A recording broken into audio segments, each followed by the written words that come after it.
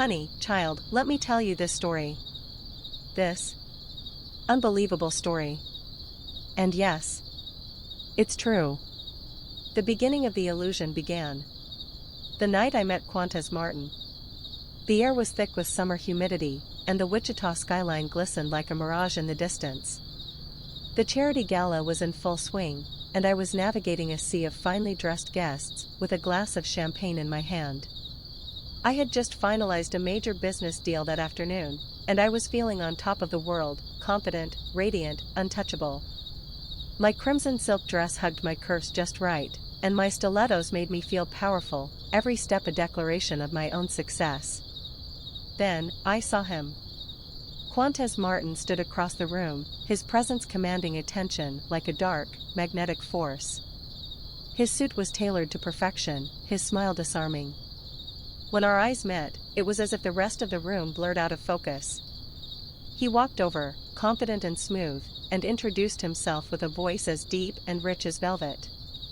His touch, when he kissed the back of my hand, sent an unexpected shiver down my spine. I was captivated. FELISHA, I replied, offering him my most winning smile, trying to maintain the upper hand, though I could already feel myself slipping under his spell. It's a pleasure. Oh, I assure you, he murmured, his eyes never leaving mine, the pleasure is all mine. Our conversation flowed effortlessly, moving from business to art to travel, his words always carefully chosen, as if he had memorized a script designed to seduce. I should have sensed something off, the way his compliments seemed too precise, too well-timed. But I was caught up in the moment, in the thrill of being seen, desired, by someone so clearly out of the ordinary. By the end of the night, Qween'S had asked for my number, and without hesitation, I had given it to him. The next few weeks were a whirlwind of flowers, gifts, and dinners in the most exclusive restaurants. Qween'S was attentive, always knowing exactly what to say to make me feel special, unique, loved.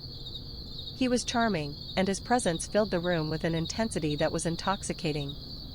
I found myself thinking about him constantly, waiting for the next message, the next call, the next meeting.